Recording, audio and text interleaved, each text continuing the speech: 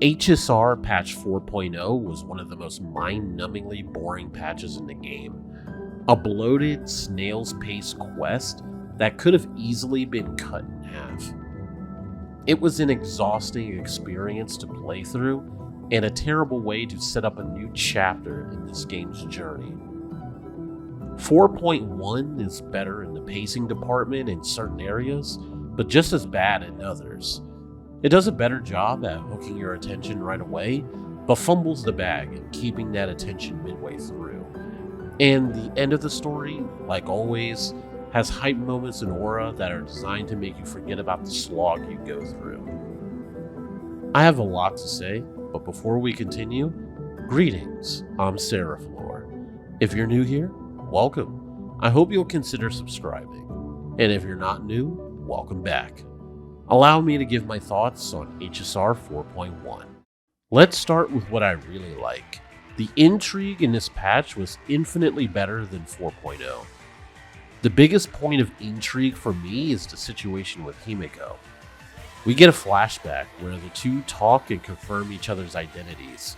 The cliffhanger from 4.0 seemingly leading into a nothing burger at first. But we learn some valuable information.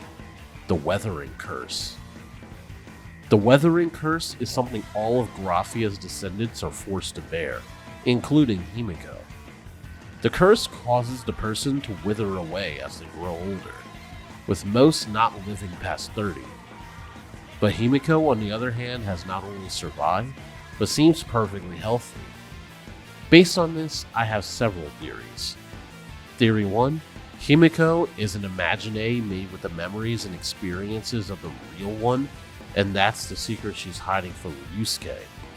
Or Theory 2 is that she could be another person entirely who's made to look like Himiko through the previous Phantasy Moon games.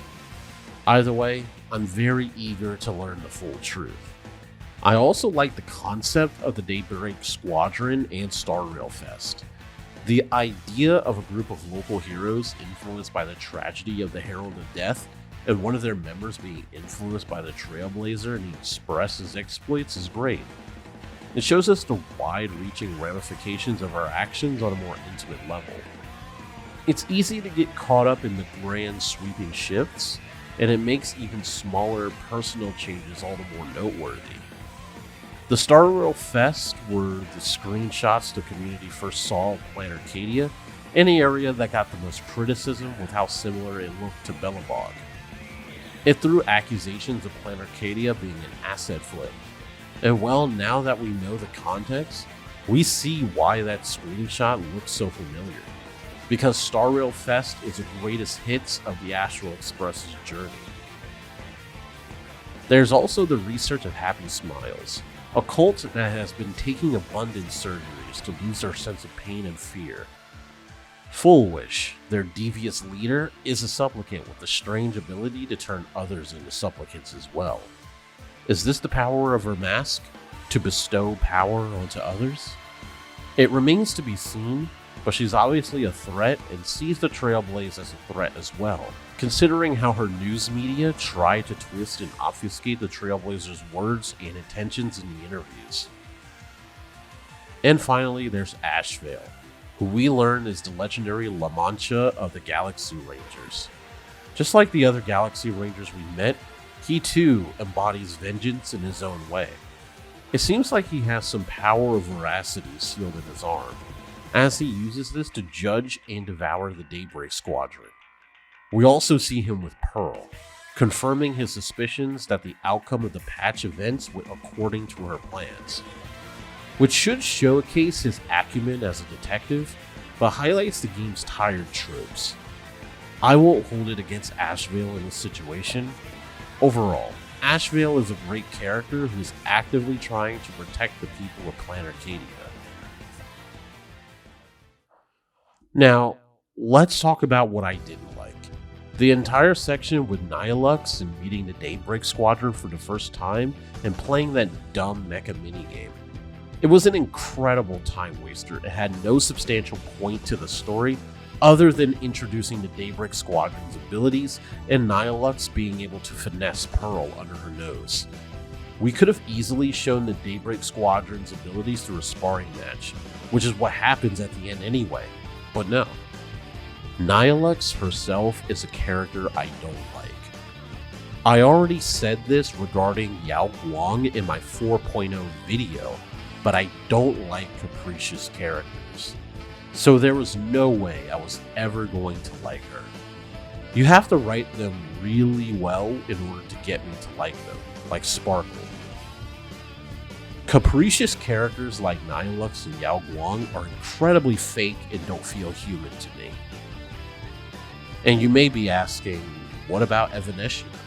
Evanescia is more spontaneous than capricious in my opinion, or maybe we just didn't spend enough time with her yet that she got on my nerves. I'm also really starting to get annoyed by these dumbass platforming segments. If they retained some of the frequency but were short and sweet, I wouldn't mind them, but they're getting longer with gimmicks and other crazy stuff that is just grating now. It's especially worse with the Star Rail Fest segment because that part of the story was already boring enough. Finally, I just despise how the writers of HSR write schemer characters like Pearl. They don't scheme or plan. They have their schemes and plans foisted on them by other people, like Ashvale towards the end of the story.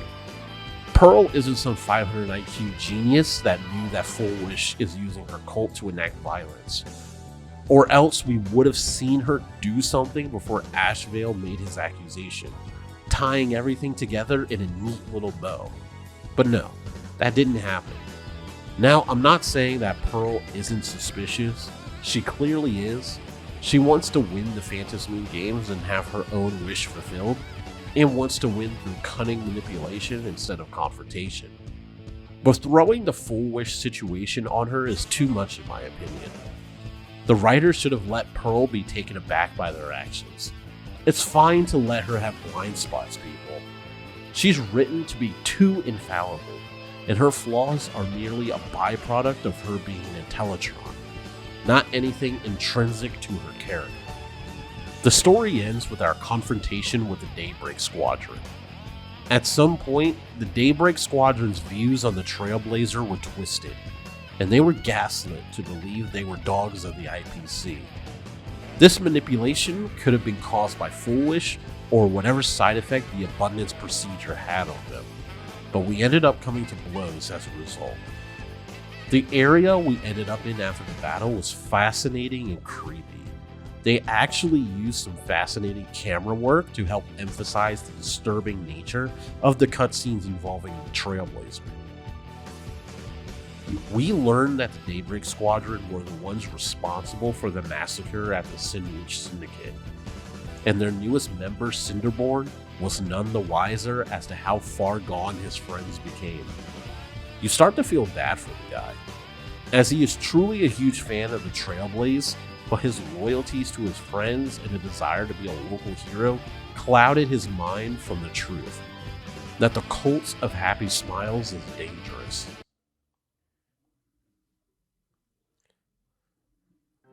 Overall, 4.1 has some really annoying lows, but some decent highs. It still wastes your time at certain points, but the patch is saved by having a greater focus on the Trailblazer and not by unnecessary C, D, and E plots. I still don't know where the story is going with the things we learned about Evanescia either, and it could be a good thing because maybe they'll surprise us, but I don't know. It's always best to keep your expectations low for the Honkai Star Rail story. Thanks for watching, and I'll see you guys next time. Later.